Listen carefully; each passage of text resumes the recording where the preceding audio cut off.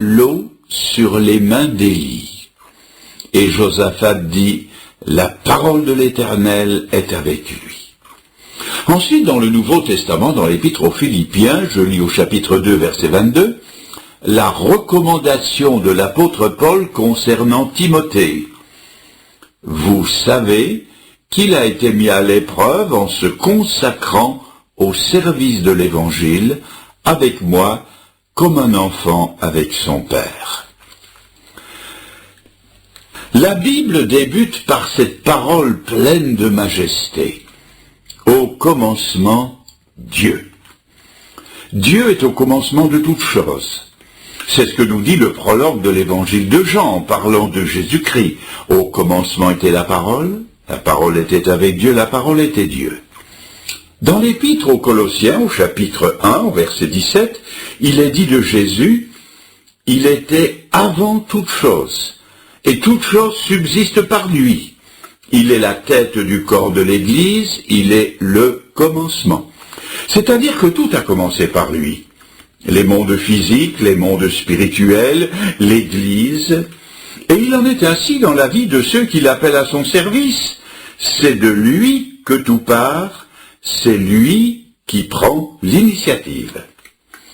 Le prophète Jérémie, au début de son ministère, est appelé par Dieu, et il dit au chapitre 1, verset 4, « La parole de l'Éternel me fut adressée en ces mots, « Avant que je t'eusse formé dans le sein de ta mère, je te connaissais, et avant que tu fusses sorti de son sein, je t'avais consacré et je t'avais établi prophète des nations. » Israël, le peuple de Dieu, pourra dire « L'Éternel m'a appelé dès ma naissance, il m'a nommé dès ma sortie des entrailles maternelles. » L'apôtre Paul dira de son ministère dans l'Épître aux Galates au chapitre 1er verset 15 « Il a plu à celui qui m'avait mis à part dès le sein de ma mère, de m'appeler par sa grâce et de révéler en moi son Fils. » Dans l'Évangile, lorsque Nathanaël, étonné, a posé au Seigneur Jésus la question lui demandant d'où il le connaissait, Jésus a répondu « Avant que Philippe t'appelât, je t'avais vu sous le figuier, je te connaissais. » Dans le récit que nous avons lu dans le livre des Rois, c'est la même vérité qui ressort. C'est Dieu qui prend l'initiative de l'appel d'Élisée. Il envoie le prophète Élie et il lui dit « Tu oindras Élisée comme prophète à ta place. » Au commencement de tout appel, de tout service, de toute vocation, il y a l'appel de Dieu. Quelle sécurité pour le restant d'une vie de savoir que Dieu en est le commencement, qu'il en est le déroulement et qu'il en sera la fin. C'est vrai pour chacun de nous, car dans l'Épître aux Éphésiens, au chapitre 2, versets 8 et 9, il est écrit que nous sommes son ouvrage, nous avons été créés en Jésus-Christ pour des bonnes œuvres qu'il a préparées d'avance afin que nous les pratiquions. S'il les a préparées d'avance, c'est que Dieu est au commencement de tout appel et de tout véritable service. Mais si Dieu est au commencement, notre responsabilité, c'est d'entrer dans cette préconnaissance de Dieu et de montrer l'estime que nous donnons à l'honneur qui s'y attache en y répondant favorablement. Car il est vrai que nous pouvons donner une fin de non-recevoir aux appels de Dieu. Dieu n'oblige personne à se convertir, il n'oblige personne à le servir. Dieu peut nous convaincre, il peut nous presser, il peut nous obliger à entendre sa parole, mais il nous appartiendra toujours de répondre à son appel. Dieu ne bousculera jamais personne dans son ciel. Personne ne sera sauvé contre son gré, et personne ne servira le Seigneur de force, et cela est ici illustré dans la biographie du prophète Élisée. Alors, voyons ensemble comment les choses se sont passées. Je vais me permettre de faire une assez longue introduction sur le prophète lui-même. Nous connaissons très peu de choses sur la première partie de la vie d'Élisée. Il avait eu certainement des parents pieux qui lui ont donné un nom avec une signification spirituelle, car Élisée veut dire « Dieu est salut ». Il a passé sa jeunesse dans une famille aisée. Il a grandi dans un cadre rural, dans le domaine de ses parents, et il a participé à la vie active d'une exploitation agricole. Et comme les jeunes d'autrefois n'étaient pas différents de ceux d'aujourd'hui, qui rêvent d'avoir le permis de conduire, qui leur donnera, sinon la liberté, tout au moins un sentiment d'autonomie, eh bien Élisée, jeune aussi, a attendu avec impatience le moment où il aurait le permis de conduire le tracteur de l'exploitation familiale, en l'occurrence une paire de bœufs. Et en quelques années, il s'est élevé au niveau des plus habiles ouvriers de son père, au point que nous le trouvons ici en train de conduire toute une section de labourage composée de 11 ouvriers. Il met la main à la pâte, il fait le 12e et conduit lui aussi son attelage de bœufs. Son avenir est assuré, il n'a plus maintenant qu'à continuer l'entreprise familiale. À votre avis, quel âge devait-il avoir? Cela n'est pas dit dans la Bible.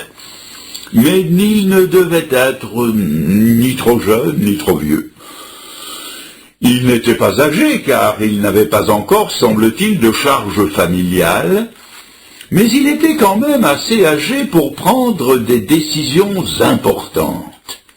S'il s'en réfère à ses parents pour partir, et cela nous montre qu'il était encore assez jeune, il n'écoute cependant que son propre conseil pour abattre une splendide paire de bœufs, puis casser la charrette et en faire du feu. Cette initiative nous montre qu'il avait atteint une certaine maturité et une indépendance qui n'est pas celle de la prime jeunesse. Voilà donc campé notre personnage. Ni trop jeune, ni trop vieux.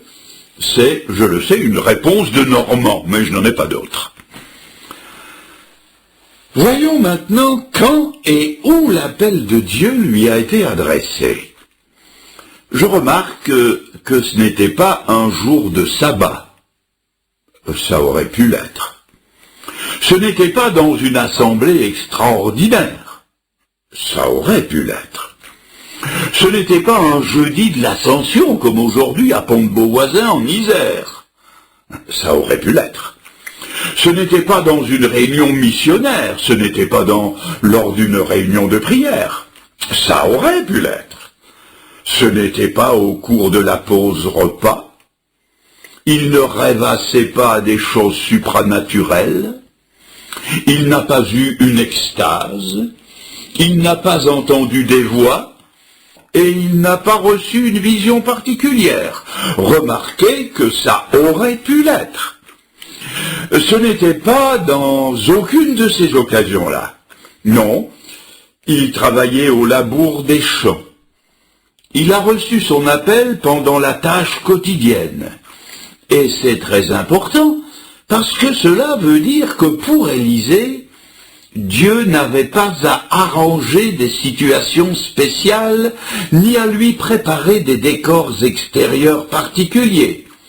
Dieu connaissait ses dispositions intérieures, il était disponible depuis longtemps, Dieu pouvait venir le chercher n'importe quand et n'importe où. Il était prêt. Est-ce que nous sommes prêts à la visite inopinée de Dieu?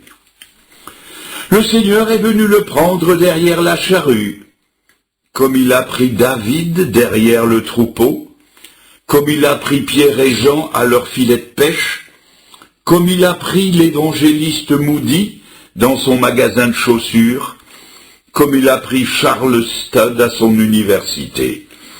Dieu est venu sans crier gare, comme dans le cas de Lévi qui était au bureau des recettes, la plume à la main. Le Seigneur est venu et lui a dit « Suis-moi ». Et avant qu'Élisée ait eu le temps de se rendre compte de quoi que ce soit, un homme qu'il savait être le prophète Élie est venu vers lui et d'un geste ample, sans s'y reprendre à 2 fois, il a jeté son grand manteau sur ses épaules. Il ne lui a fallu qu'une seconde pour comprendre l'immense portée de ce geste. Dieu le choisissait pour être le successeur du plus grand prophète d'Israël. Je fais maintenant une parenthèse d'application pratique pour notre temps. Mes amis, aujourd'hui, il y a aussi des successions à prendre.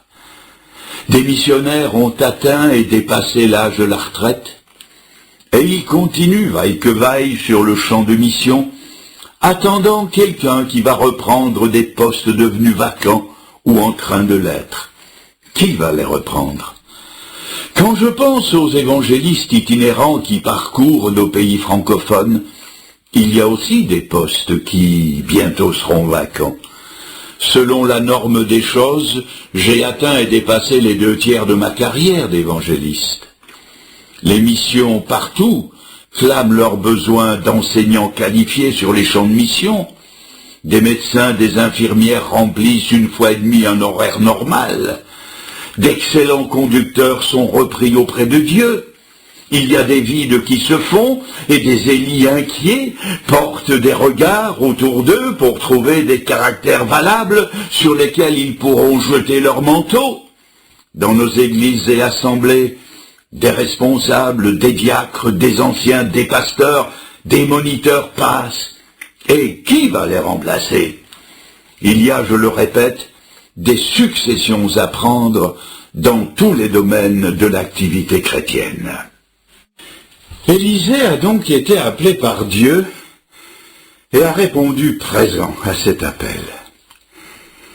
Voyons maintenant à quoi il a été appelé.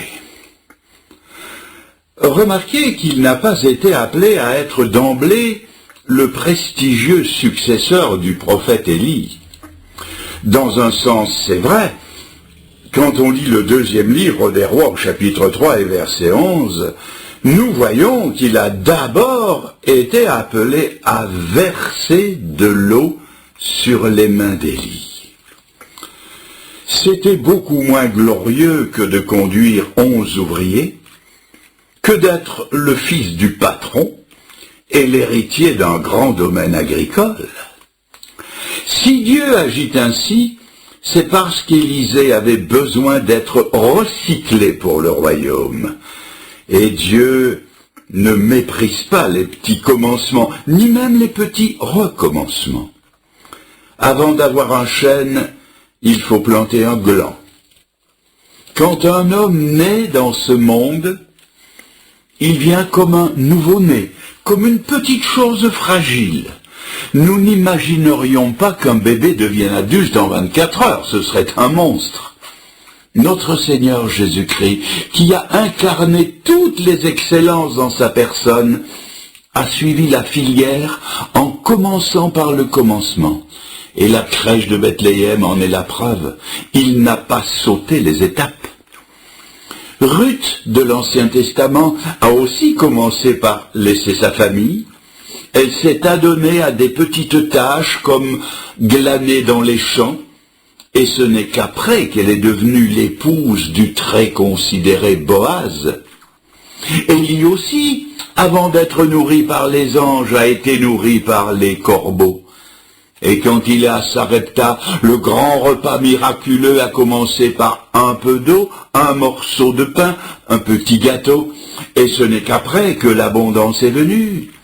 Quand il a demandé la pluie et qu'il est allé sur le Carmel, qui s'est mis à genoux et s'est mis à prier, il l'a fait 7 fois, et à la 7e fois le nuage chargé d'eau s'est pointé à l'horizon. Mais pour commencer, il n'était pas plus grand que la paume d'une main.